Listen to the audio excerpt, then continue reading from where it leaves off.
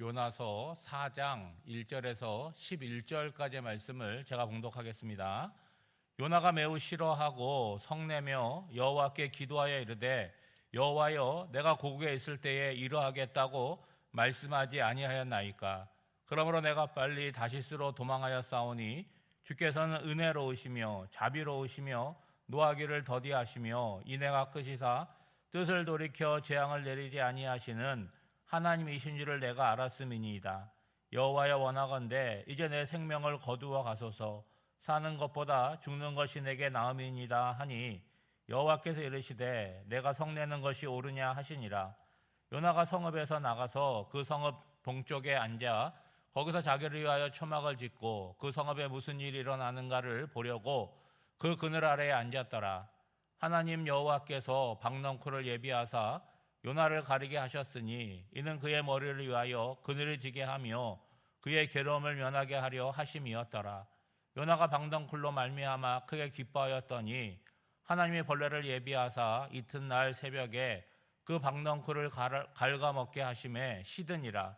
해가 뜰 때 하나님이 뜨거운 동풍을 예비하셨고 해는 요나의 머리에 쪼임에 요나가 혼미하여 스스로 죽기를 구하여 이르되 사는 것이 죽는 것이 내게 나으니이다 하니라.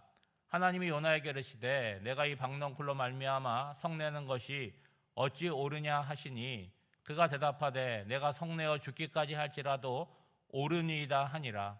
여호와께서 이르시되 내가 수고도 아니하였고 재배도 아니하였고 하룻밤에 났다가 하룻밤에 말라버린 이 박넝쿨을 아꼈거든.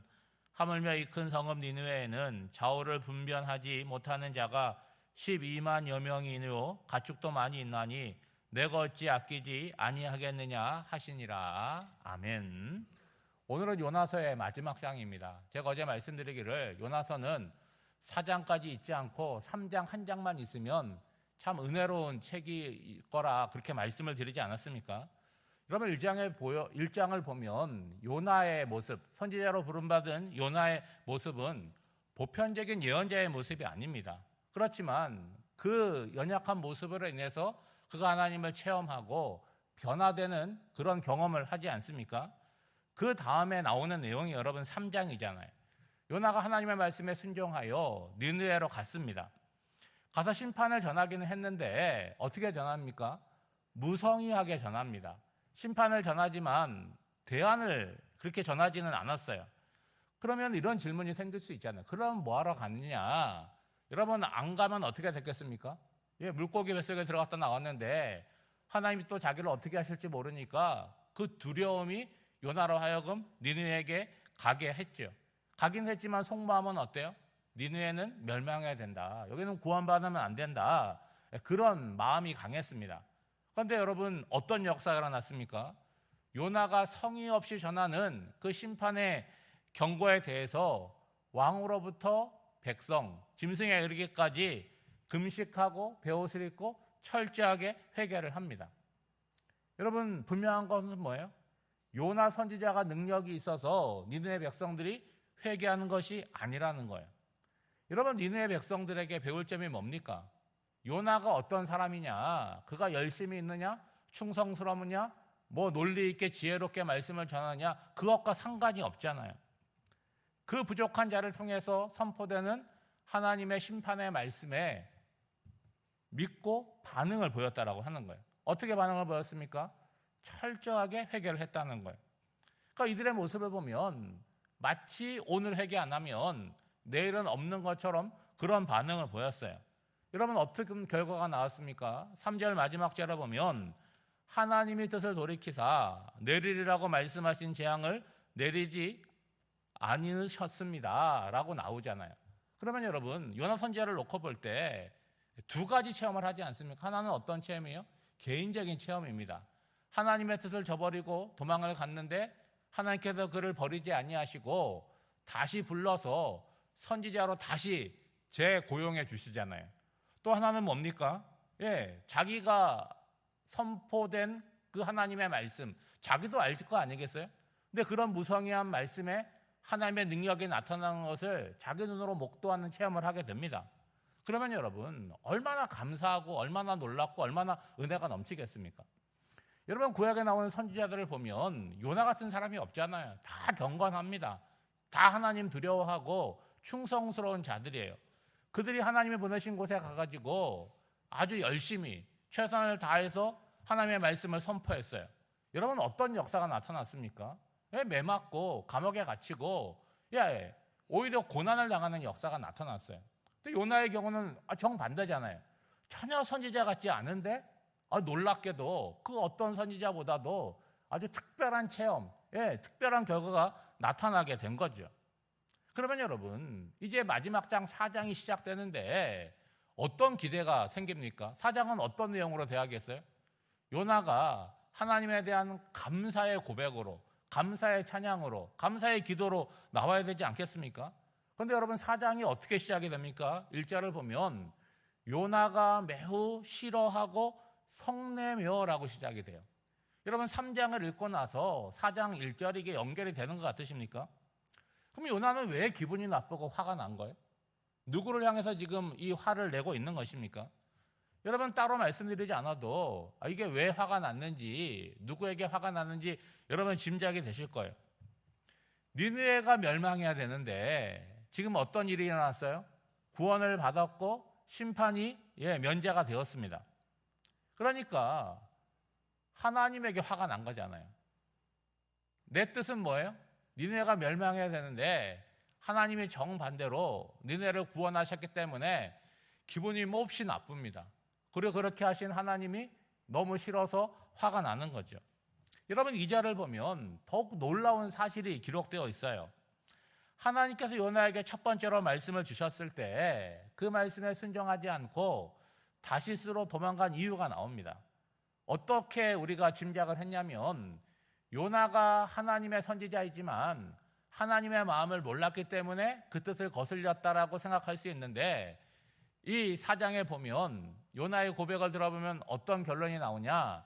요나가 하나님을 몰라서 도망간 것이 아니라 하나님을 알아도 너무나 잘 알았기 때문에 도망갔다라고 하는 거죠. 한마디로 말하면 이런 거 아니겠습니까? 하나님, 내가 이럴 줄 알았습니다. 내가 이럴 거라고 하지 않았습니까? 그래서 그거 보기 싫어서 내가 도망간 것입니다 라고 얘기하는 거잖아요. 여러분 요나가 알고 있는 하나님은 어떤 분이십니까? 2절 하반절에 보면 요나가 이렇게 얘기합니다. 주께서는 은혜로우시며 자비로우시며 노하기를 더디하시며 인애가 크시사 뜻을 돌이켜 재앙을 내리지 아니하시는 하나님이신 줄을 내가 알았음이니이다.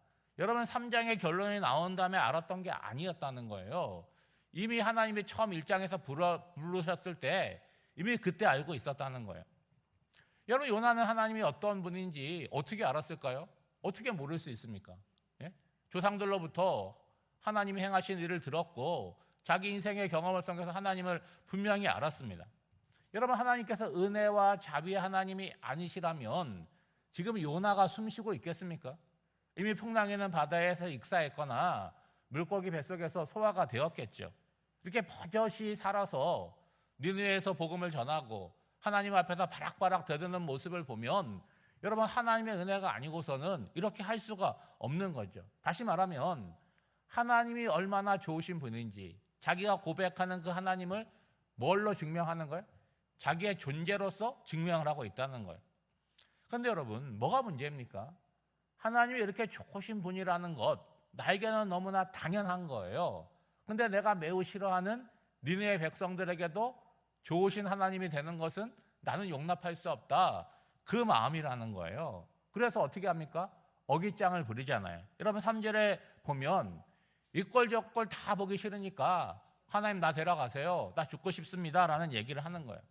여러분 마치 뭐와 같습니까? 아이들 어릴 때 기를 때 뭐 수틀리면 뭐라 그래요? 밥 안 먹어 그러잖아요. 밥 안 먹으면 누가 배고파요? 자기 배고픈 거예요. 그런데 아이들이 이렇게 얘기할 수 있는 근거는 뭡니까? 우리 엄마 아빠가 나를 끔찍히 사랑한다는 것을 무의식 가운데 그 내면에 있는 거예요. 그러니까 내가 밥 안 먹으면 내 배도 고프지만 엄마 아빠가 못 견딜 거다. 그러니까 내가 이길 거다라는 그 확신이 있는 거예요. 그러니까 부모가 어떻게 반응을 합니까? 먹지 마라 이렇게 말하는 부모가 없잖아요. 어떻게 합니까? 살살 달래잖아요.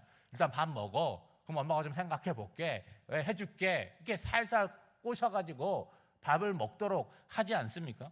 왜 그러는 거죠? 애가 어리니까 그런 거예요. 걔 수준에 맞춰야지. 애를 어른 수준에 맞추면 여러분 어떻게 되겠습니까? 하나님도 요나에게 그런 마음으로 달래시잖아요. 이렇게 물으십니다. 요나야, 너가 화내는 게 옳으냐라고 물으세요. 여러분, 이게 적반하장의 상황 아니에요? 하나님이 요나를 혼내야 되는데 요나가 하나님께 화를 내고 있어요. 이런 거 아니겠습니까? 너가 뭐 잘했다고 화를 내느냐라고 말씀하시는 거죠. 여러분, 이어지는 내용을 보면 하나님이 또 하나의 사건을 만드시는데 요나가 성읍 바깥에 나가가지고 높은 곳에 자리를 잡고 이 니느웨 성이 과연 어떻게 되느냐 구경하고 있어요. 마음속에는 어떻겠습니까? 망해라 망해라 하고 있지 않겠습니까? 그런데 하나님께서 이렇게 방 넝쿨 이렇게 자라게 하셔가지고 요나가 시원할 수 있도록 그늘을 만들어 주세요. 그때 요나가 또 금방 기분이 좋아집니다. 그런데 그 다음날 하나님이 벌레를 보내셔서 방 넝쿨을 시들게 하세요. 그리고 뜨거운 동풍을 보내시니까 이 요나가 너무 더워서 힘든 거죠. 그러면서 뭐라 그럽니까? 또 죽겠다 그러는 거예요. 그러니까 요나의 입에는 배어 있어요. 수틀리면 뭐 하는 거예요? 죽겠다 그러는 거예요. 누구한테 그러는 거예요? 아버지 대신 하나님께 그렇게 하는 거예요. 그랬더니 하나님께서 또 물으십니다. 너 박넝쿨로 화내는 게 옳으냐라고 물었더니 요나가 뭐라 그래요? 내가 죽으면 죽었지, 내가 옳다, 내가 그게 주장을 하는 거예요. 근데 여러분 가만히 한번 생각해 보세요. 요나가 이상하다, 선지자 같지 않다, 그렇게 생각할 수도 있지만 역설적이게도 여러분, 하나님과 이렇게까지 친밀한 대화를 할 수 있는 성경의 인물이 있습니까? 예? 요나 말고는 없잖아요. 그러니까 예를 들면 다른 선지자들은 아버님 이렇게 부르는 것 같은데 요나는 아빠 아빠 이렇게 부르는 것 같은 느낌이 들지 않으세요? 여러분, 역설적이게도 요나는 하나님과의 관계가 그 어떤 사람보다도 친밀했다고 볼 수 있죠. 여러분, 관계가 멀면요 서먹하기도 하고 엄청나게 예의를 갖춥니다. 그렇죠? 관계가 편하지 않으니까. 가까운 사이는 어떤지 아세요? 편하니까 막 감정을 막 드러내요. 여러분, 식구들끼리 그러잖아요. 뭐 별거 아닌 걸로도 화내고 감정 상하고 하죠. 멀리 있는 사람하고 그런 일이 없습니다. 여러분 보시면 그런 요나에게 하나님은 이제 말씀을 하시는 거예요. 그냥 말할 수 있는데 요나의 수준과 요나의 관계 자체가 그러하니까 그냥 말하지 않고 사건을 놓고 깨닫게 하시고 또 사건을 놓고 깨닫게 하시는 거예요. 너 한번 생각해봐라. 박넝쿨 너가 심었냐? 너가 심지도 않고 너가 자라게 한 것도 없고 아무런 수고도 하지 않는 것 같고도 너가 원통해 하고 화를 내는데 이 니느웨를 한번 봐라. 좌우를 분간하지 못하는 사람들이 무려 12만여 명이나 있다. 가축들도 많이 있다. 그들이 멸망하는 것에 대해서 내가 어떻게 눈 감고 있을 수 있느냐? 너는 왜 내 마음을 모르냐? 그 말씀을 하고 있는 거죠. 그리고 요나의 이야기는 더 이상 나오지 않고 여기서 요나서는 끝이 납니다. 그 이후의 이야기는 우리가 그냥 생각해 볼 것이죠. 여러분, 요나서를 보면요 니느웨가 문제가 아니라는 거예요. 요나서에 나오는 가장 문제적 인물은 누굽니까? 요나라는 거예요. 예? 제가 옛날에 요나서 강의할 때 요나를 뭐라 그랬습니까? 요나라 그랬잖아요. 그러니까 언제나 문제는 다른 곳에 있는 것이 아니라 나에게 있는 거죠. 왜 나에게 있느냐? 누구보다도 내가 하나님을 잘 알고 있다고 하지만 내 마음은 뭐예요? 하나님 나만 봐, 나만 사랑해. 여러분, 어린 아이들이요 다른 애 안아주면요 난리 나잖아요. 막 울고. 지금 요나의 모습이 그렇다는 거죠.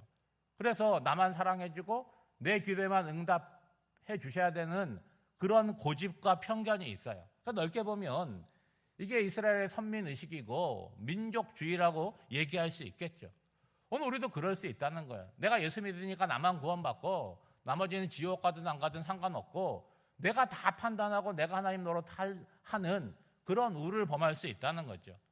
여러분, 이 요나가 하나님이 어떤 분이신지 알았잖아요. 그러면 그 하나님을 아는 만큼 나도 다른 사람에게 자비롭고 은혜롭고 노하기가 더디하는 그런 사람으로 삶을 살아내야 되지 않겠습니까? 오늘 우리가 말씀을 듣는데 요나가 오래전 성경에 나오는 그런 인물로 끝나지 말고 옛날에게 듣듯이 하지 말고 나에게 요나와 같은 모습이 없는지를 한번 살펴보시고 오늘 내가 일상의 삶 가운데 하나님을 아는 만큼 내 삶의 말과 행위를 통해서 그 하나님을 증거할 수 있는 그런 한 날이 되시기를 주님의 이름으로 축복합니다. 기도하겠습니다. 좋으신 하나님 아버지, 놀랍게도 하나님이 어떤 분이신지 누구보다도 잘 알면서 삶은 하나님의 뜻을 거슬려 살아가는 요나를 통하여 우리의 마음을 살피기 원합니다.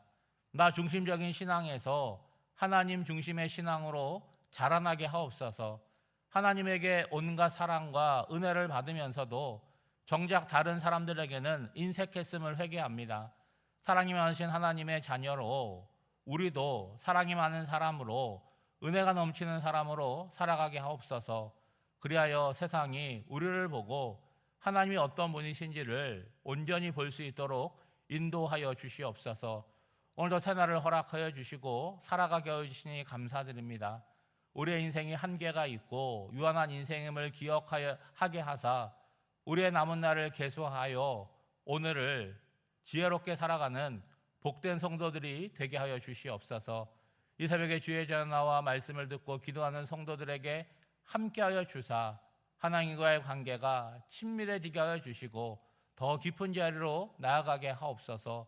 오늘 한날의 삶도 성령 하나님께 맡겨드리오며 이 모든 간구를 예수님의 이름으로 기도하옵나이다. 아멘.